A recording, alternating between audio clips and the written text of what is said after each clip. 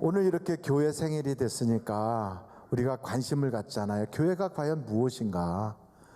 그러면 우리는 배운 대로 교회는 건물이 아니라 사람입니다.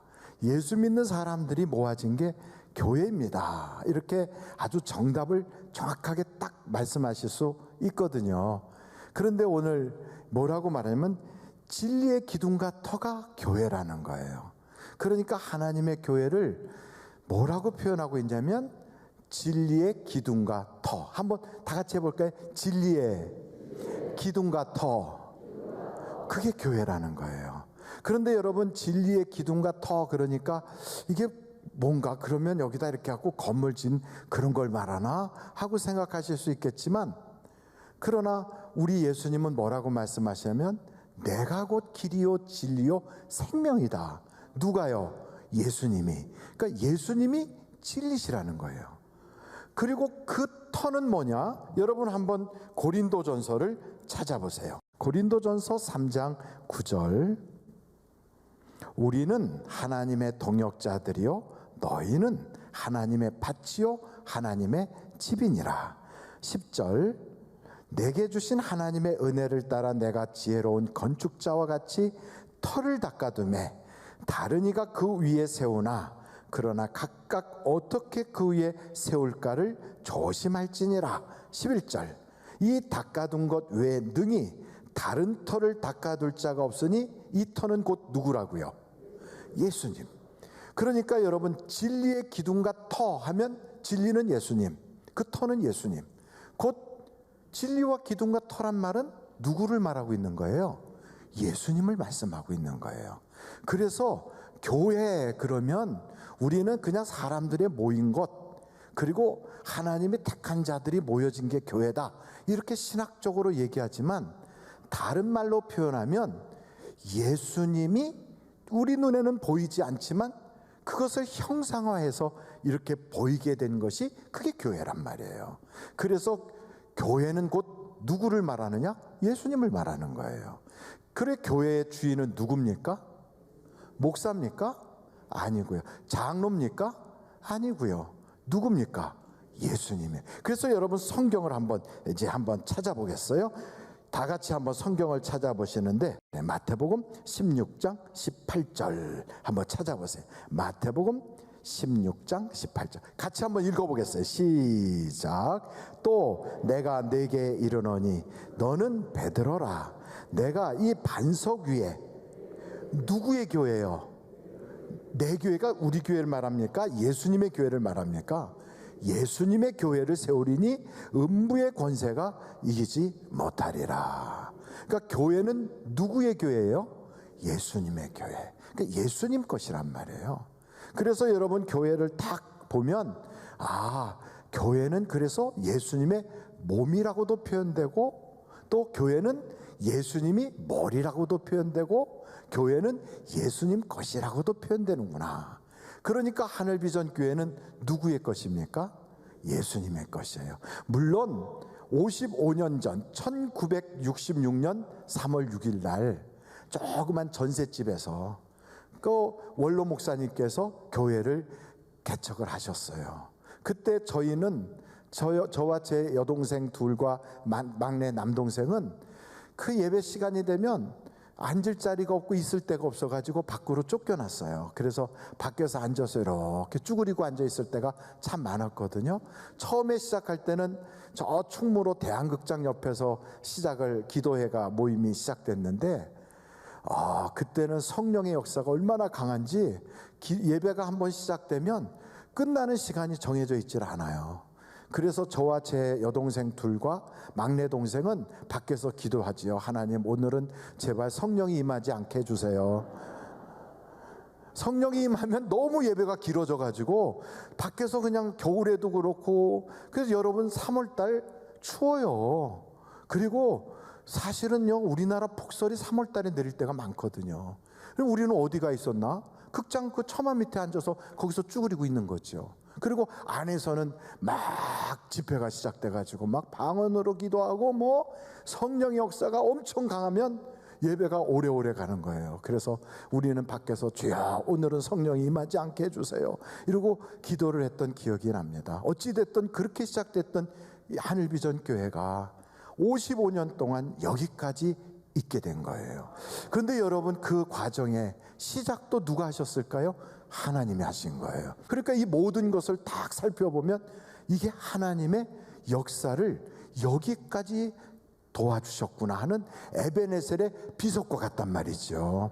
마치 요단강이 갈라질 때 이스라엘 백성들이 쫙 들어가 가지고 거기에서 가장 큰 돌들로 끄집어내 가지고 길갈에다 갖다 쌓아놓은 거예요. 왜요? 하나님이 요단강을 갈라주셨습니다. 이걸 기념하려고. 그래서 쌓아놓은 그 돌무더기처럼 이 하나하나가 하나님이 나에게 응답 주셨습니다. 하나님이 내 기도에 역사해 주셨습니다. 내가 주를 믿었더니 하나님이 이렇게 도와주셨습니다. 우리 가정에 하나님이 이 복을 주셨습니다는 간증으로 이게 남아있는 거예요. 그래서 우리는요, 야, 이 예배당이 거저 생긴 게 아니구나, 이 교회가 그냥 된 게 아니구나, 하나님의 역사구나, 하나님이 여기까지 인도하신 거지요.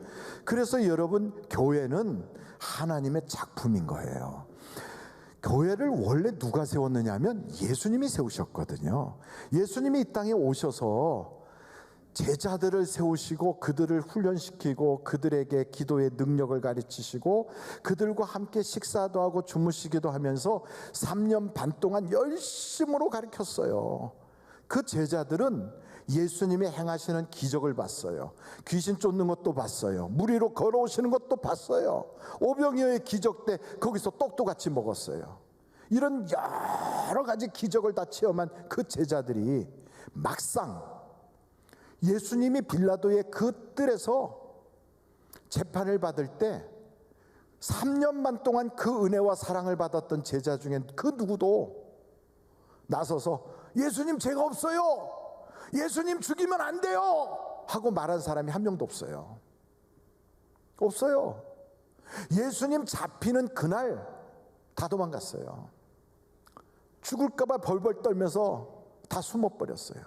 막상 그 자리에 빌라도의 그 재판장에 나갔다 할지라도 혹시나 나도 거기에 연루됐다고 잡혀갈까 봐 두려워서 입도 뻥끗 못했어요. 근데 돈 몇 푼 받은 사람들은요, 의기양양해가지고 예수를 십자가에 못 박아라 막 외치고요, 도리어 자기들한테는 아무런 혜택도 주지 않은 살인자 그 바나바를 내라 막 이러면서요, 도리어 살인자를 살려주고 자기들의 병을 고쳐주고 자기들의 문제를 해결해주고 자기 집안에 귀신을 쫓아주신 예수님은 십자가에 못 박으라고 소리소리 외치는데 돈 몇 푼 받고 그들이 하는 짓이 다 악하다는 걸 알면서도 괜히 내가 손해볼까 봐, 괜히 거기 연루되기 싫어서 다 입도 뻥끗 하지 않고 이렇게 하고 있었단 말이죠. 그리고 예수님이 딱 돌아가시니까 아무도 예수님하고는 상관없는 사람들처럼 다 흩어져 버렸어요. 그리고 얼마나 비겁합니까? 얼마나 사람들이 비굴합니까? 조그만 계집아이 앞에서도 난 몰라 하고 욕까지 했는데 3년 반 동안이나 그 사랑 받았으면서 그랬던 사람들이, 그 비겁한 사람들이 예수님이 다시 살아나셔서 한 사람 한 사람 찾아다니면서 만났다고요. 예수님이 살아나셔서 그냥 바로 하늘나라로 쑥 올라가신 게 아니에요. 40일 동안을 계셨어요. 그 계시는 동안에 뭐 했느냐? 도망간 제자들 만나러 다녔어요. 그래가지고 다 모았어요. 다시 엠마오로 내려가는 제자도 쫓아가서 만나고 디베랴 바다로 고기 잡으러 간 베드로도 만나고 다 불러 모았어요. 그리고 나서 예수님 승천하시면서 부탁하신 거예요. 이제 도망가지 마라. 예루살렘에 모여서 내가 약속한 성령을 줄 때까지 기다려서 기도해라. 그제서 기도하기 시작했어요. 하나님, 우리가 이렇게 비겁한 사람들입니다. 하나님 성령을 주세요. 그런데 참 기가 막힌 건요, 예수님 승천하시면서 그렇게 말씀을 하실 때 그 자리에 몇 명이 있었냐면 500명이 있었다고. 500명. 그렇게 500명이 그걸 봤으면서도 예수님이 예루살렘을 떠나지 말고 내가 부탁한 성령을 받기까지 있으라고 하는데도 또 가요. 또 가. 그리고 남은 사람이 120명밖에 안 남았어요. 근데 이 사람들에게 성령이 꽉 임하고 나니까 이들이 이제 달라졌어요. 그러니까 성령 받기 이전에는 기적을 봤어요. 예수님의 능력을 체험했어요. 다 봐도 안 되던 그들이 성령을 받고 나니까 감옥에 가도 배신하지 않아요.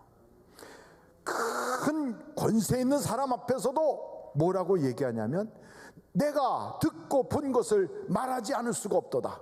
사람을 기쁘게 하랴 하나님을 기쁘게 하랴, 이렇게 말하면서 담대하게 외칠 수 있는 믿음 있는 사람으로 달라진 거예요. 그러니까 성령을 받기 이전의 그와 성령을 받은 이후의 그들은 완전히 달라졌어요. 그게 어떻게 돼서 그렇게 됐는가? 마치 하나님께서 하나님의 형상대로 인간을 흙으로 빚어가지고 만들어 놨어요. 그러나 만들어 놨어도 하나님을 닮았다고 해도 숨도 쉬지 못하고 말도 하지 못하고 널브러져서 꼼짝 못하고 있는 그런 흙덩이에요. 그런데 그 흙덩이에다가 하고 생기의 바람을 불어 넣으니까 그제서 일어나서 생명이 되는 거예요. 예수님이 3년 반 동안 빚으시는 거예요. 베드로를 빚으시고 요한을 빚으시고 야고보를 빚으시고 또 거기에 있는 다른 제자들을 다 바돌로메를 빚으시고 빚어요. 그렇게 3년 반 동안 빚어놨어도요, 다 구경시키고 보여주고 막 다 했어도 막상 결정적 순간에는 말도 뻥끗하지 못하는 시체처럼 누워있어요. 꼼짝 못해요. 그랬던 그들이 성령의 바람이 들어가는 순간 예수는 살아났다 외치기 시작하는 거예요. 그렇게 두려워서 덜덜덜 떨고 예수님하고 연관 지을까봐 자기는 알고 나는 예수님하고 아무 상관없어 이러면서 무서워 도망가던 그들이 완전히 변한 거예요. 여러분, 그래서 성령 받지 않으면 교회가 되지 않습니다. 성령을 받아야 그때부터 교회가 시작이 되는 거예요. 그래서 하나님의 역사는요, 성령 이전과 이후가 달라요. 교회 안에 성령이 임하신 그 자리에는 기도하면 응답이 있어요. 예수 믿으면 구원받아요. 이 세상에서 우리가 오늘 죽어도 우리는 천국에 갈 수가 있어요. 지금은 이 세상에라고 하는 이 조그만 꿀다리 속에 딱 갇혀있는 것 같고 우리의 몸뚱아리 안에 갇혀있는 것 같아도요, 우리는 영원한 그 세상 속에 점처럼 우리는 영원한 그 속에 이론으로 우리는 살아가는 거예요. 그래서 여러분, 저 천하 모든 우주 만물 속에서 그것보다 더 큰 존재로 우리가 있다 이 말이에요. 왜냐하면 우주보다 더 크신 분이 하나님이시니까. 그 하나님이 우리 속에 들어와 계시거든. 그래서 여러분, 우리는 뭐라고 표현되냐면 천하보다 귀한 존재라는 거예요. 그래서 여러분, 우리는 어깨를 쫙 피는 거예요. 교회 다니는 사람들은 천하보다 귀한 존재예요. 하나님이 생명을 주시고 영생을 주시고 하나님이 구원해 주시고 그 코에 생기의 바람을 불어넣었다 이 말이에요. 그래서 여러분, 사람을 만들 때 하나님의 형상대로 만든 것처럼 교회를 만들 때 예수님의 형상대로 만들었다고요. 그래서 여러분, 교회가 성령을 받으면 예수님의 능력이 나타나서 예수님처럼 전도해요. 교회가 능력을 받고 성령을 받으면 예수님처럼 귀신이 떠나가요. 교회가 예수님처럼 그 능력을 받게 되면 교회 와서 기도할 때 성령의 역사와 능력과 은사들이 나타나기 시작해요. 그래서 그 형상과 그 모양이 회복이 되는 거예요. 저는 여러분, 그러한 아주 파워풀한 크리스찬들이 되기를 간절히 바랍니다. 그런데 문제는 뭐냐면 이렇게 성령으로 시작했다가 육체로 끝나는 사람들이 많아요. 교회를 성령으로 시작했어요. 그리고 교회 처음에 왔을 때도 성령의 맛을 보고 정말 내가 기도했더니 너무 좋아, 하나님의 은혜를 받았어, 이 막 감격으로 이렇게 시작을 했는데 얼마 지나지 않아 가지고 성령으로 계속 가야 될 사람들이 육체로 끝나 있어요. 그거 어떻게 하느냐? 성경에 보니까요, 어떤 일들이 벌어지냐면 첫사랑을 잃어버려. 하나님에 대한 열정을 잃어버려요. 기도의 능력, 예배의 감격, 신앙생활의 그 기쁨을 다 상실해버려요. 그리고 뭐만 남느냐면 종교의식과 종교인이라고 하는 껍데기만 딱 남아있는 거예요. 이게 무슨 능력이 있습니까? 아무 능력도 없지. 그러니까 겉으로 보기엔 크리스찬이에요. 종교난 하면 기독교 써요. 그런데 마귀도 비웃어요. 옆에서 보고, 에이구 참, 야, 네 속에 예수가 있냐? 하고 물어보는 거예요, 마귀가.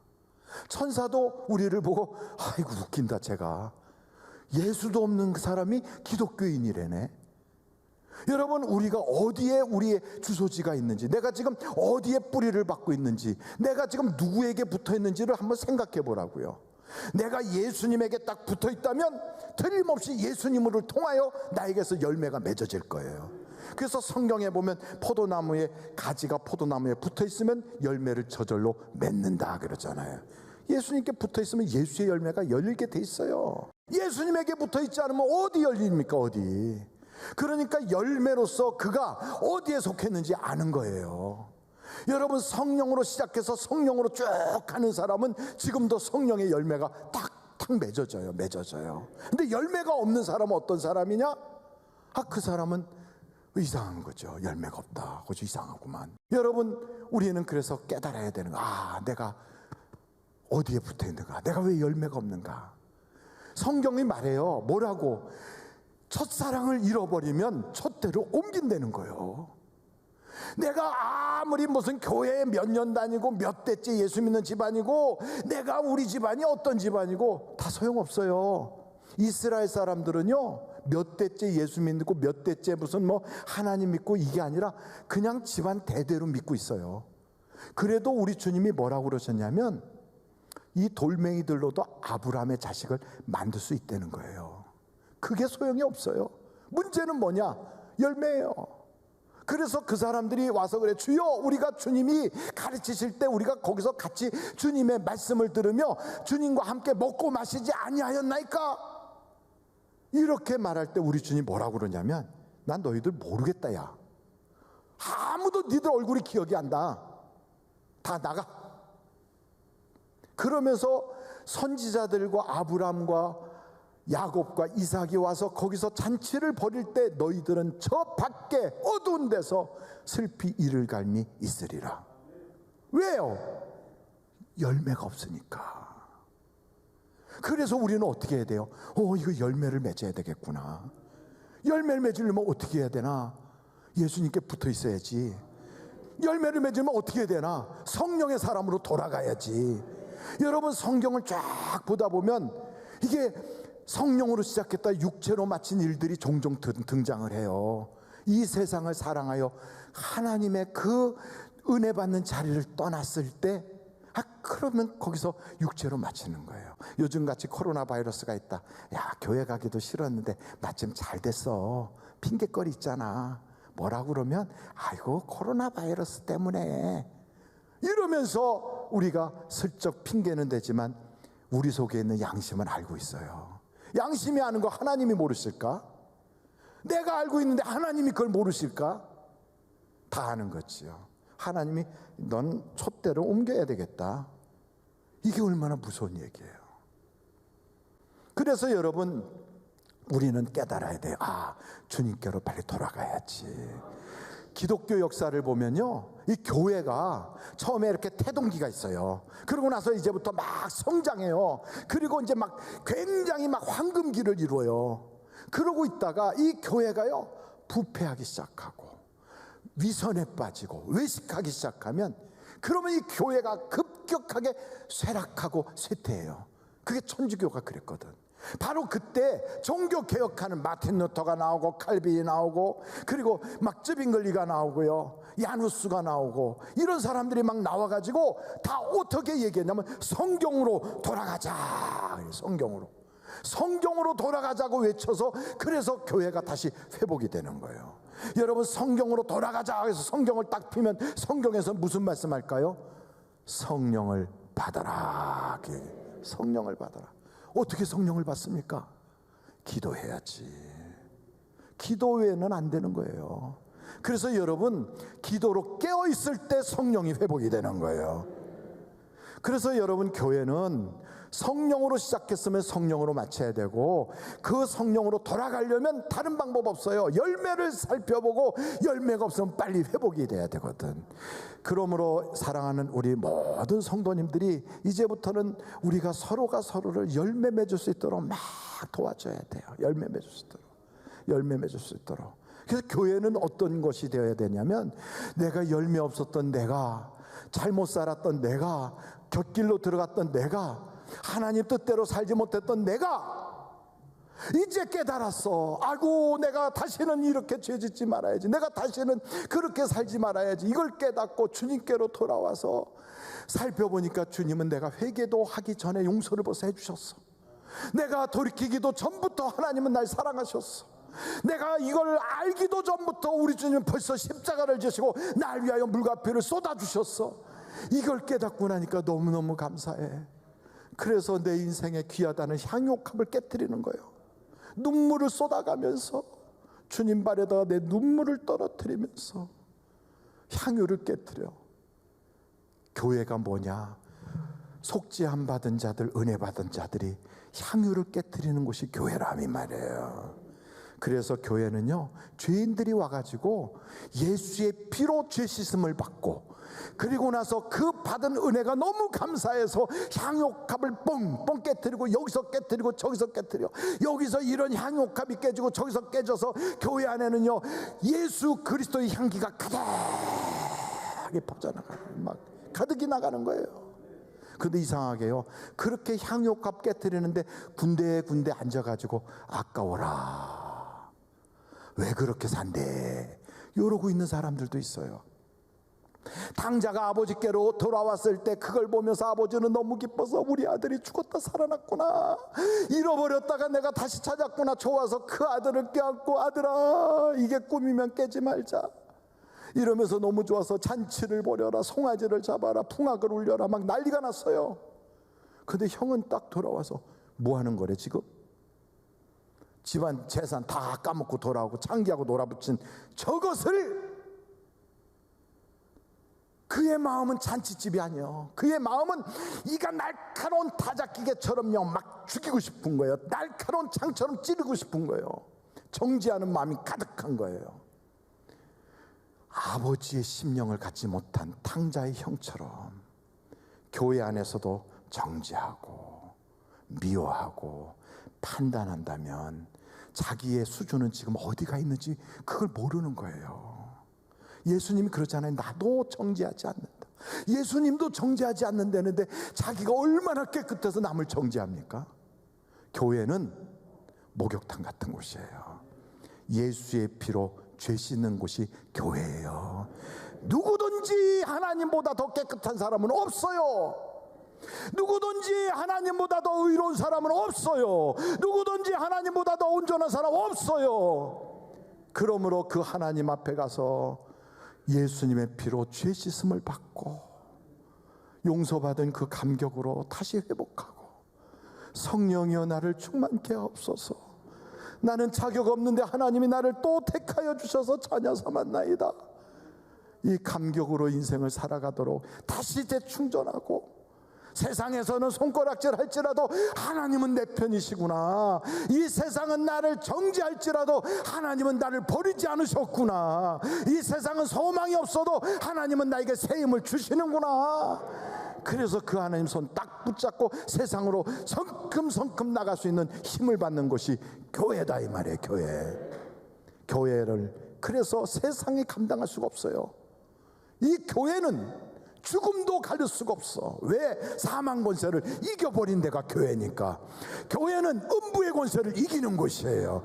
그러므로 여러분, 세상에서 어떤 어려움을 겪었어도, 어떤 문제가 있어도, 어떤 여러분의 기도의 제목이 있다 할지라도 교회 와서 하나님께 부르짖어 기도하면 음부의 권세가 무너져 버리고요, 모든 문제가 싹 해결되고요, 천국문이 쫙 열려지고 생각지도 못했던 하나님의 응답이 우리에게 막 쏟아져 들어오는 하나님의 축복의 터전이 교회다 이 말이에요. 그래서 교회에 대해서 성경은 우리에게 이렇게 말해요. 여기는 진리의 기둥과 터다. 바로 하나님이 계시는 곳, 예수님이 주인된 곳이 바로 교회다 이 말이죠. 여러분, 예수님 만나고 싶습니까? 예수님 만나면 병이 회복이 됩니다. 예수님 만나면 인생 문제가 다 해결됩니다. 예수님 만나면 죽을 자가 살게 돼요. 예수님 만나면 지옥 갈 자가 천국 가게 돼요. 교회가 예수님이란 말이에요. 교회는 예수님의 표상이에요. 그래서 교회 와서 가라지같이 하지 말고 예수님 만나고 돌아갈 수 있는 여러분 되셔서 여러분의 입에서 하나님이 주시는 기쁨으로 가득해서 그래서 간증이 막 입만 벌리면 예수님 자랑이 막 터져 나올 수 있는 그런 축복받은 분들이 되시기를 간절히 바랍니다. 기도하시겠습니다.